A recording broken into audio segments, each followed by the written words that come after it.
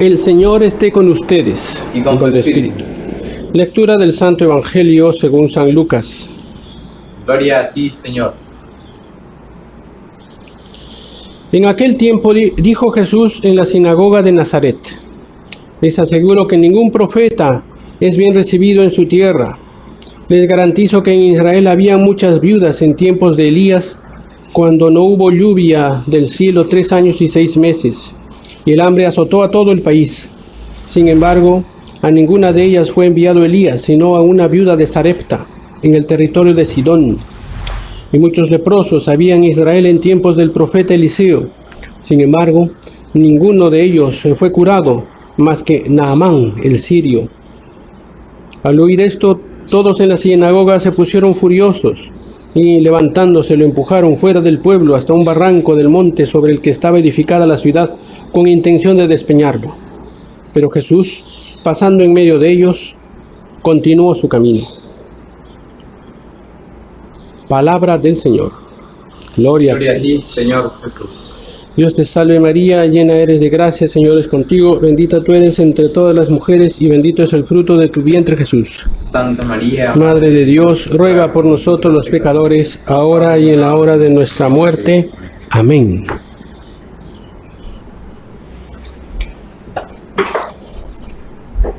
Queridos hermanos, cuando nosotros analizamos esta historia que nos cuenta aquí en el libro de los Reyes, si ustedes van a ver en el capítulo 5, les sugiero que lo vuelvan a leer y meditemos esta lectura. ¿Cuánto nosotros podemos llamar la atención, criticar, ¿no?, la actitud de dos personajes aquí en esta historia? Uno, el rey de Israel, la falta de fe, la inseguridad que él tiene de su condición de rey del pueblo elegido. Y la otra, de Naamán el sirio, si bien es cierto, un general fortísimo, valiente, que dice que Dios le dio la victoria a Siria por manos de este general Naamán, pero con lepra enfermo. Entonces, ¿cuáles son las actitudes que nosotros vamos a resaltar aquí? Entonces vamos a volver a leer para que podamos analizar las actitudes, uno con falta de fe y otro con orgullo y soberbia. Entonces dice: cuando recibas esta carta, la carta que le escribió el rey de Siria en las manos de Naamán, porque le habían dicho que en Israel había un profeta que podía curar. Entonces le escribió una carta de recomendación llevándole regalos. Cuando recibas esta carta, verás que te envío a mi siervo, a mi ministro Naamán, para que lo libre de su lepra. Cuando el rey de Israel leyó la carta, se rasgó las vestiduras y exclamando: ¿soy yo, Dios, capaz de dar muerte o vida para que me entregue a deliberar un hombre de su enfermedad? Falta de confianza, falta de amor a Dios, falta de porque este es el rey escogido por Dios, este es el rey que ha pedido para que gobierne su pueblo. Él debería ser el primero en encomendarse a Dios, en creer en Dios, el discernir qué es lo que ha pasado. Pero no, él se queda inseguro, desconfiado por la carta que ha recibido de Siria, pensando que va a ser un engaño. Pero dice, fíjense bien y verán cómo él está buscando un pretexto contra mí. El profeta Eliseo se enteró de que el rey de Israel había rasgado las vestiduras, porque al leer la carta le preguntaron cómo sabía que había alguien que podía curar acá, y le dijeron que era un profeta que estaba viviendo en ese lugar, se llamaba que podía curar porque era un hombre de Dios. Entonces él mandó indagar qué profeta era y mandó llamar a Eliseo. Y Eliseo, lleno de fe, contrario a este rey, le dice que él va a cargar con el asunto, va a resolver el problema, que no se preocupe, y le llamó la atención al rey porque había rasgado sus vestiduras, diciendo: ¿por qué te has rasgado las vestiduras? Que venga a mí, que sepa que hay un profeta en Israel, profeta de Dios. Entonces, ¿De dónde viene la seguridad de Eliseo? Primero viene la seguridad porque Elías lo había nombrado el sucesor y profeta, y el espíritu de Elías se había posado en Eliseo. Segundo, la misma fe de Eliseo, porque él sabía que estaba con Dios y Dios estaba con él, y él podía resolver el problema porque vio en eso la mano de Dios para hacer las paces con los asirios y que no los invadan y tal. Porque si los sirios venían contra ellos, los iban a tomar como esclavos, como siempre lo han hecho. Entonces aquí tenemos esta actitud. ¿Cuál es la actitud? Primero, de desconfianza del rey y la seguridad del profeta. Yo resuelvo el caso. ¿Por qué tenemos inseguridad? Por falta de fe. Cuando nosotros estamos inseguros y no tenemos que hacer, siempre debemos recurrir especialmente a una Santísima Virgen que se llama Nuestra Señora del Buen Consejo. La Virgen del Buen Consejo te aconseja en los momentos difíciles, en las encrucijadas de tu vida, en las perplejidades del asunto. Cuánto en nuestra familia, cuánto en nuestros hogares tenemos esas perplejidades y necesitamos de un consejo. El esposo está así, la esposa está asado, los hijos están de esta manera, no sé qué hacer, es tan complicado el asunto, no quieren rezar, no quieren ir a misa, o si no tiene un carácter terrible, o hace esto de aquí que está errado, y no sé qué hacer. Madre del Buen Consejo, ruega por nosotros. ¿Por qué? Si nosotros estamos con Dios y Dios está con nosotros, entonces vamos a tener la luz para poder resolver el asunto, como Eliseo le dice al rey: ¿por qué has rasgado tus vestiduras? Se rasgó las vestiduras por falta de fe, por no tener seguridad en Dios y de la condición de que él era rey del pueblo elegido. Entonces Eliseo le dice: manda a Naamán para que venga, y él estaba viviendo en una cueva.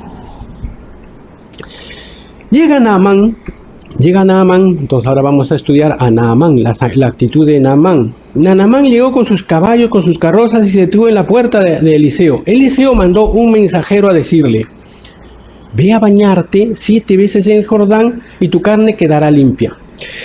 Esto es una prefigura del bautismo. Sí, van a bañarte 7 veces. O sea, el agua Dios la ha creado para lavar, para curar, para sanar, para dar vida. El agua es necesaria para el primer sacramento, que es el bautismo. Y este de aquí es una figura de que, yendo Naamán al agua 7 veces, son 7 los sacramentos, 7 veces, para que él quede sanado, curado, aliviado, y que su carne, después de haberse lavado, iba a estar blanquísima y suavísima como la de un niño. Pero Naamán se niega. Naamán no quiere aceptar ese encargo y reclama diciendo: yo me imaginaba, entonces él se imaginaba que, como era un general poderoso de un reino poderoso, aparte de ser fuerte y valiente, tener la lepra, era un orgulloso y soberbio. A pesar de estar enfermo, tuvo este orgullo que es más peligrosa y más fea que la lepra que tenía en el cuerpo. El orgullo y la soberbia es peor que la lepra en el cuerpo. La lepra del alma es el orgullo y el que nos viene a traer otros pecados. Y entonces desprecia al profeta, desprecia la indicación, desprecia sus mandatos y se va molesto porque es un orgulloso, porque él había construido un castillo de naipes, un sueño de ojos abiertos, había construido algo. ¿Por qué? Porque es orgulloso y soberbio. Porque todo el mundo al orgulloso le tiene que servir, le tiene que mimar, le tiene que cuidar, al orgulloso le tienen que hacer caso en todo, porque si no se molesta, y si no le haces al orgulloso lo que él quiere, él se molesta contigo y eres tu enemigo. Eres tu enemigo. Porque el orgulloso es orgulloso, hasta contra Dios es orgulloso. ¿Por qué? Porque cuando pide a Dios, no le pide lo que Dios quiere, sino pide lo que el orgulloso quiere, a la manera del orgulloso y no a la manera de Dios. Por eso no es humilde. El Señor Jesús nos ha enseñado a pedir: Señor, hágase tu voluntad y no la mía. Aparta de mí este cáliz, pero no se haga mi voluntad sino la tuya. Y Naamán no. Orgulloso y soberbio, rechazó a Dios, rechazó al profeta por orgullo. Pero vienen los criados que tienen fe, vienen los criados que creen, vienen los criados y le hacen recapacitar. Señor, si el profeta te hubiera mandado una cosa extraordinaria, ¿lo habrías hecho? Cuanto más si te dice simplemente báñate en el agua 7 veces. Entonces él, doblegando su orgullo, entrándole en una obediencia, ni qué hacer, ya pues voy a hacer lo que me dices, no quisiera hacerlo, pero lo voy a hacer, fue y se lavó y quedó curado. Y la piel le quedó más suave como la de un niño. Y entonces ahí Naamán bajó al Jordán, se bañó y dice, ahora reconozco que no hay otro Dios fuera del Dios de Israel. Entonces tuvo fe.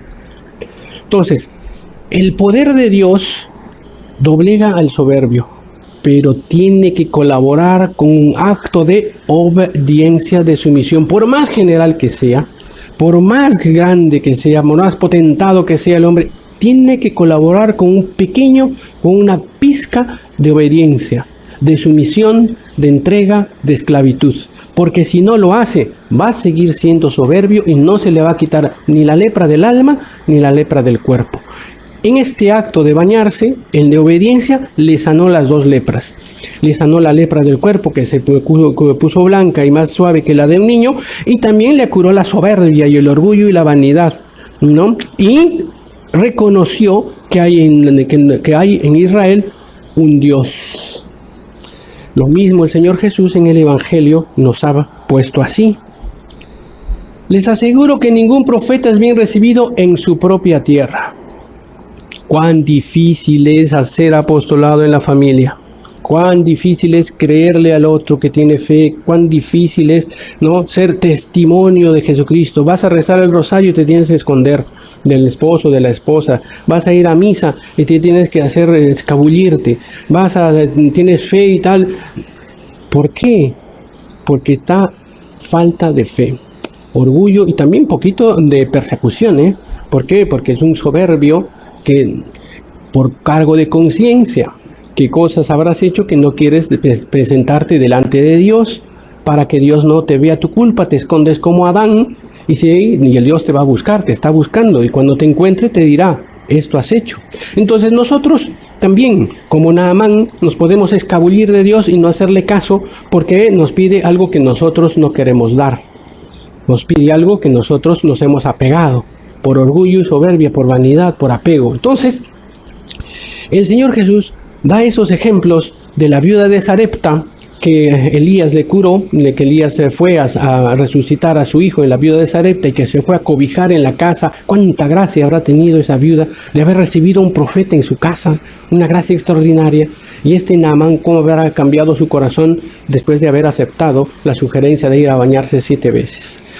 Así nosotros, si aceptamos esa sugerencia de obedecer los mandatos del Señor y dejar nuestro orgullo, de lado, cuánta paz y cuánta gracia habría en nuestro corazón. El mundo siglo XXI está así como está. ¿Por qué? Porque no hace caso a las sugerencias de Dios. El Señor Jesús siempre nos dice confesión, oración, comunión, y nosotros le damos la espalda a Dios. Ni siquiera le rezamos, ni siquiera le pedimos y mucho menos le agradecemos, porque somos soberbios. Y no hacemos caso al que nos ayuda, que está a nuestro lado, y nos da la sugerencia de que reza, cree, aumenta tu fe, ten paciencia, y no le creemos y queremos hacer las cosas a nuestro modo, a nuestra manera, y no a la manera de Dios, que es la más perfecta. Entonces pidamos al Señor San José. Miren, aquí está el Señor San José. En este mes que es su mes del 19, tenemos su fiesta. Pidamos al Señor San José esa confianza. José, no temas por tomar a María tu madre, tu esposa, porque el hijo que tiene es del Altísimo. José, anda, coge al niño, llévalo a Egipto, porque el rey Herodes lo quiere matar. Obediente, humilde, sumiso.